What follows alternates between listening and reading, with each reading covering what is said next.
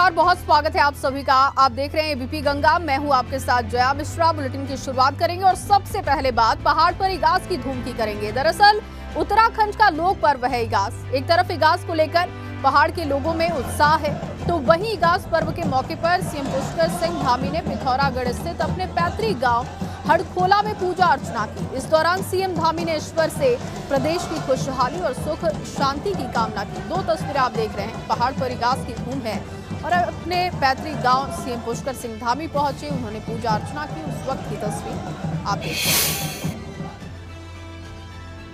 वहीं राज्यसभा सांसद अनिल बलूनी इगास पर्व को मनाने के लिए अपने पैतृक गांव नकोट पहुंचे हैं। अनिल बलूनी पौड़ी जिले के नकोट गांव के रहने वाले हैं। गांव में अनिल बलूनी का भव्य स्वागत किया गया। आपको बता दें कि इगास पर्व को मनाने के लिए अनिल बलूनी ने पहल की थी और बलूनी ने लोगों से अपील की थी कि वो इगास पर्व पर अपने घर आए और इस पर्व को खुशहाली के साथ मनाएं। बलूनी की मुहिम को काफी समर्थन भी मिला था, मगर इस बार बलूनी इगास मनाने के लिए खुद अपने गाँव पहुंचे हैं। उत्तराखंड के पहाड़ों को बचाने की मुहिम है, ये हम लोगों का नहीं, इसमें कोई राजनीतिक नहीं है। सारे लोग हर राजनीतिक दल मनाए। आप देखिए, अब तो हमारे कांग्रेस के भाई भी मना रहे हैं। अब देखिए, उनको भी लग गया कि चलो ये शायद इससे कुछ उनका भला होगा। हालांकि वो तो बाकी का सवाल है कि क्या होगा, लेकिन अब सब लोग मना रहे हैं। सब लोगों को हमारा साधुवाद है। और इसी खबर पर ज्यादा जानकारी के साथ पंकज राणा मेरे सहयोगी मौजूद हैं। पंकज, पहाड़ों पर तो इगास की धूम दिखाई दे रही है, किस तरीके का कार्यक्रम, कितनी धूम दिखाई दे रही है, क्योंकि सरकार की तरफ से छुट्टी भी है।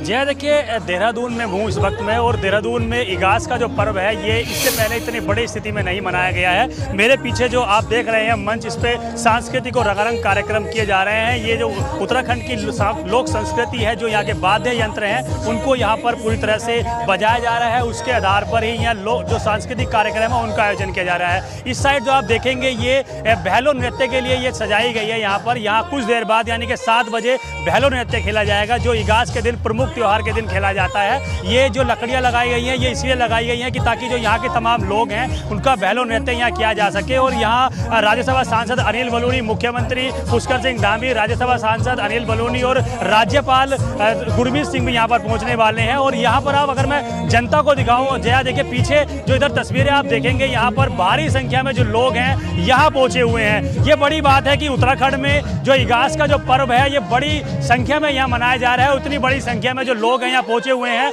रायपुर विधानसभा का क्षेत्र है और देखिए विधायक भी खड़े हुए हैं, यहाँ मौजूद विधायक हैं, इनके ही सानिध्य में ये इगास का पर्व मनाया जा रहा है। विधायक जी, बड़ा खूबसूरत कार्यक्रम हो रहा है, बड़ी संख्या में लोग आए हैं, क्या कहोगे आज हमारी संस्कृति? रायपुर की जनता धन्य है और उस धन्य रायपुर के जितने हमारे क्षेत्रवासी हैं, हमारे नौजवान हैं, हमारी महिला हैं, इनसे मैं हूँ और इनके बिना मैं जीरो हूँ और इनको मैं प्रणाम करता हूँ। इन्होंने, क्योंकि मैं तो 2 दिन पहले आया, यहाँ नहीं था, और जो इनका इतना बड़ा जन समुदाय ने आज आके समर्थन दिया। हमारा विधायक जी, पारंपरिक त्योहार है और जो रौनक नजर आ रही है, जो व्यवस्था की गई है, तो लग रहा है कि आने वाले दिनों में ऐसी मनाया जाएगा। जी, हर साल मनाया जाएगा और हम तो ये कामना करते हैं गांव-गांव में इसी तरह हो, शहर में इसी तरह हो।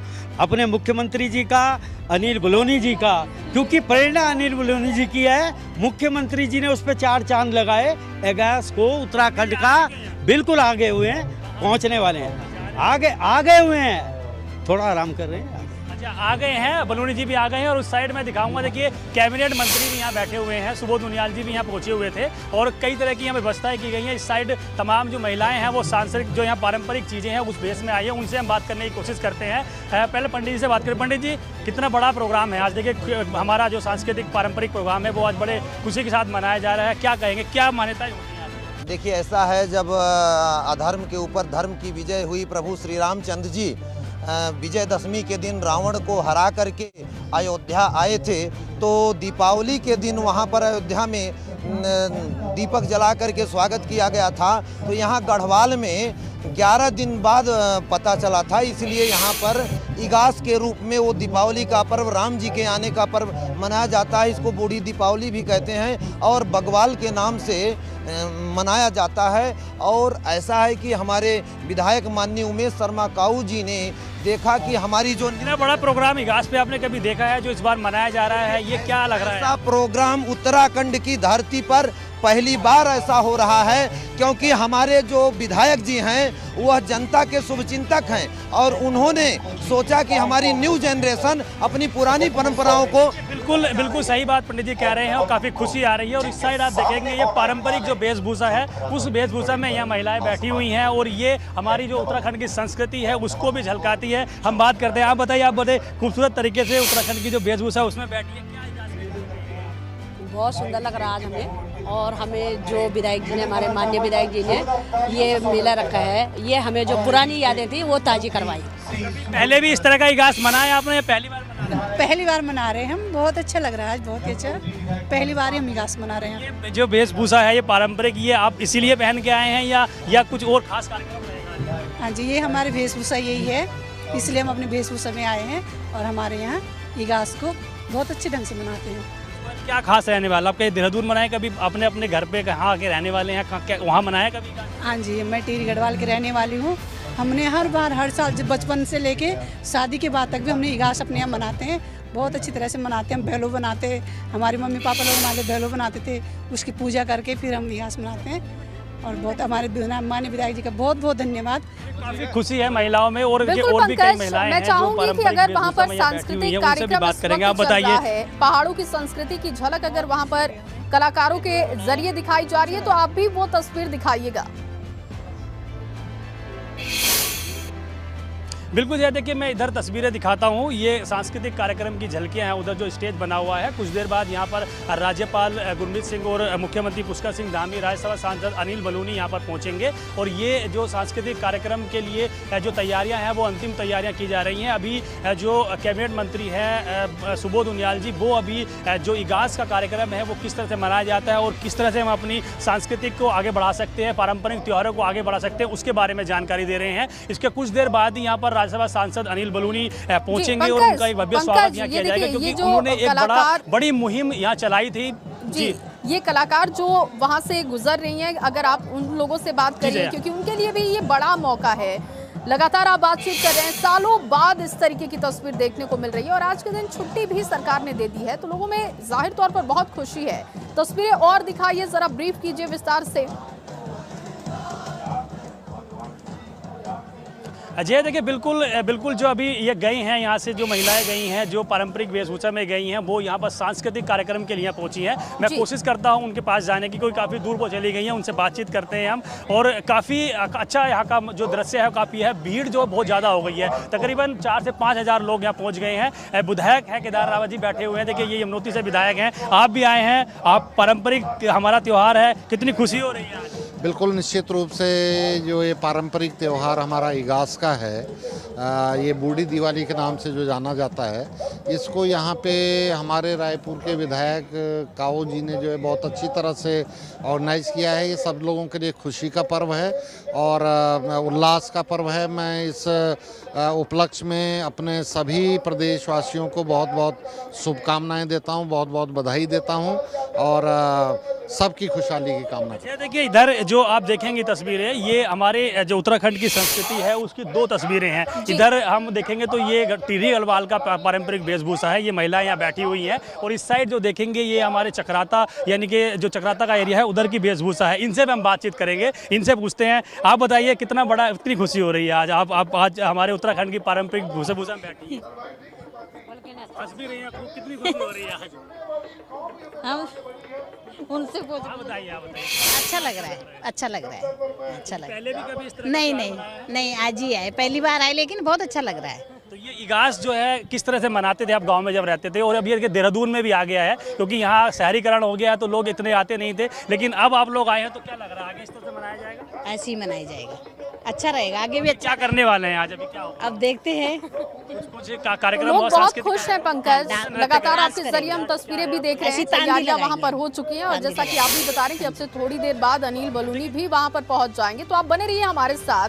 हल्द्वानी से अब खबर है, हल्द्वानी में भी इगास पर्व धूमधाम से मनाया गया। इस मौके पर केंद्रीय रक्षा राज्य मंत्री अजय भट्ट भी पहुंचे।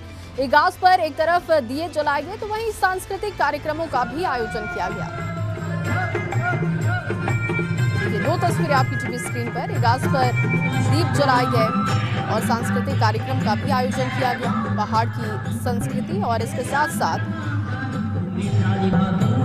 दिए जलाकर भगवान राम के आगमन का स्वागत किया गया। दरअसल जैसे कि लगातार हम आपको बता भी रहे हैं, जैसा कि जानकारी पहाड़ के लोग ये दे रहे हैं कि 11 दिन बाद, दिवाली के 11 दिन बाद गढ़वाल में सूचना पहुंची थी कि भगवान राम वापस आ चुके हैं अयोध्या। तो ऐसे में खुशी का इजहार किया गया। दिए जलाकर बूढ़ी दिवाली इसे नाम दिया गया और पहाड़ों में से इगास के रूप में मनाया जाता है। खुशी का पर्व है ये।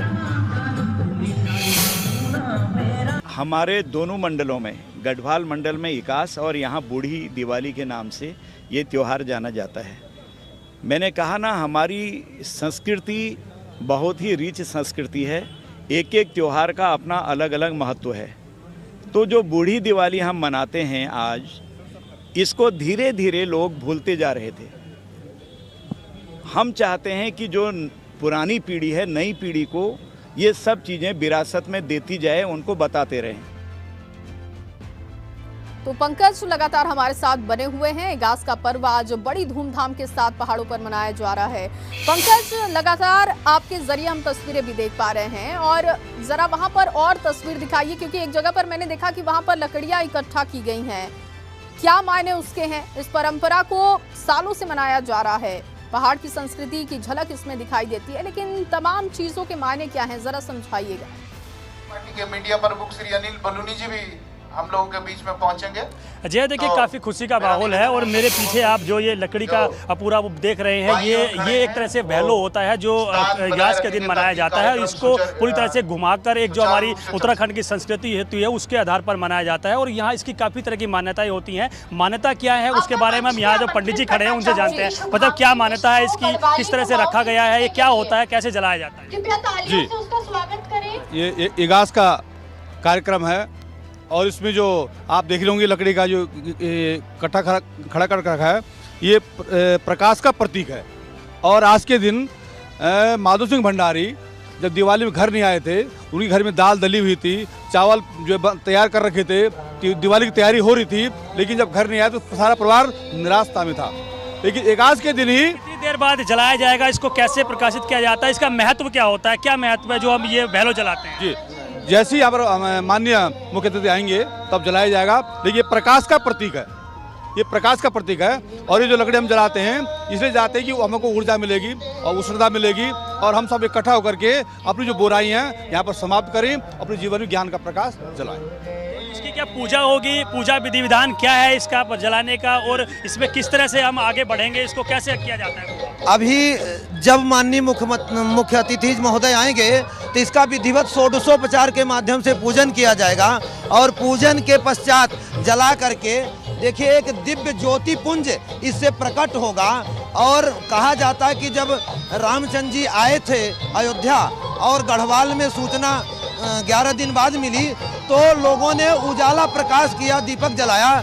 तो ये लकड़ियों को जला करके और ये जो भैलू है इसको जला करके ऐसे ऐसे घुमाते हैं ताकि प्रकाश का उल्लास हो चारों तरफ। यही इसकी परंपरा, यही महत्ता है इसकी। जो मान्यता हमारी है तो क्या इसको करने से सारी मान्यताएं पूरी होती हैं? व्रत रखने से, पूजा करने से क्या क्या मान्यताएं पूरी? कि आज के दिन भगवान विष्णु जागते हैं। 4 महीने के लिए जब भगवान विष्णु शयन करते हैं तो आज के दिन भगवान विष्णु जागते हैं और उस समय बस भगवान विष्णु के जागने के उपलक्ष्य में भी यह जो है किया जाता है, प्रकाश करके एक ऊर्जा एनर्जी का संचार हो संपूर्ण जगत में। ऐसा माना जाता है कि प्रत्येक प्राणी ऊर्जावान होकर के कोई शुभ मुहूर्त है इसका? शुभ मुहूर्त है अभी क्या, कितने बजे से कितने बजे तक ये रहेगा, कैसे? ये जो है मुख्य रूप से मैं बताना चाहूँगा कि चौघड़िया मुहूर्त में, लाभ की चौघड़िया, शुभ की चौघड़िया में जलाया जाता है। तो हर एक घंटे पे चौघड़िया बदलती रहती है। तो शुभ की चौघड़िया में और लाभ की चौघड़िया में, अमृत की चौघड़िया में। एक तो कोई मंत्र है जो इसके लिए खास होते हैं, वो पढ़ के बताइए। देखिए, विशेष रूप से नारायणम नमस्कृत्य नरम चैव नरोत्तमम देवीम सरस्वतीम व्यासम ततो जयमुदीरयेत्। भगवान नारायण भगवान विष्णु का ओम नमो भगवते वासुदेवाय जो मंत्र है, इस मंत्र का उच्चारण करते हुए भगवान विष्णु को जगाते हैं और जो है हर्षोल्लास मनाते हैं और रामचंद्र जी के आने का बहुत खूबसूरत तस्वीरें आपके जरिए जो कि हमने दर्शकों तक पहुंचा। के राष्ट्रीय अध्यक्ष जेपी नड्डा कल 2 दिवसीय उत्तराखंड के दौरे पर रहेंगे। उनके दौरे को लेकर बीजेपी ने तैयारियां पूरी कर ली हैं। जेपी नड्डा पहले देहरादून पहुंचेंगे, जहां वो हरिद्वार से सांसद रमेश पोखरियाल निशंक की बेटी की शादी के कार्यक्रम में शिरकत करेंगे। इसके बाद करीब 11 बजे देहरादून से चमोली के लिए रवाना हो जाएंगे, जहां जेपी नड्डा सैनिक सम्मान यात्रा का शुभारंभ करेंगे और उसके बाद जेपी नड्डा का अल्मोड़ा जाने का भी कार्यक्रम है। अल्मोड़ा में जेपी नड्डा बीजेपी की कई बैठकों में हिस्सा लेंगे। 15 नवंबर की शाम को ही जेपी नड्डा रुद्रपुर पहुंचेंगे। यहां रात्रि विश्राम के बाद अगले दिन जेपी नड्डा ताबड़तोड़ बैठकें करेंगे और इसके साथ ही जनसभा को भी संबोधित करेंगे। राष्ट्रीय अध्यक्ष जी का 2 दिवसीय कार्यक्रम उत्तराखंड के अंदर है। सबसे पहले वो शहीद सम्मान यात्रा का शुभारंभ स्वाड़, देवाल, चमोली जिले से करेंगे।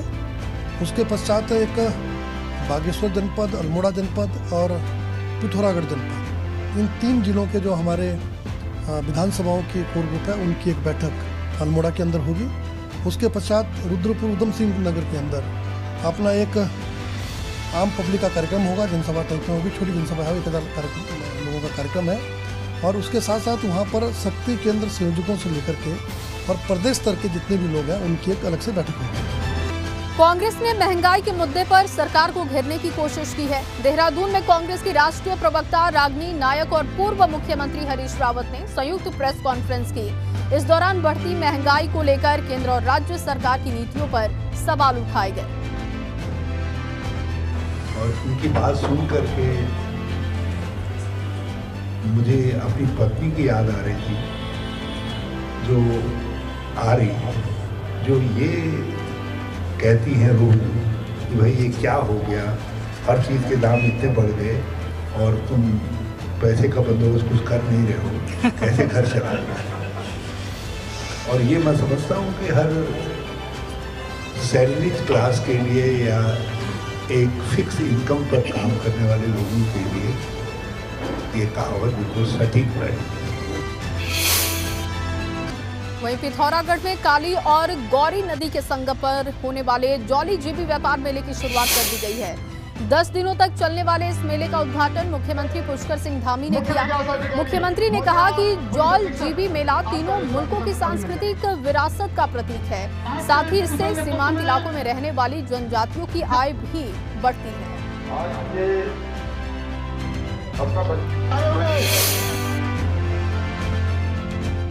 वहीं सीएम पुष्कर सिंह धामी का जनजाति समुदाय के कार्यक्रम के दौरान डांस करते हुए वीडियो सामने आया है। इसमें मुख्यमंत्री धामी कलाकारों के साथ डांस करते हुए दिखाई दिए। सीएम ने कहा कि हमारी जनजातीय समुदाय नई पीढ़ी के लिए लोक संस्कृति की संवाहक है।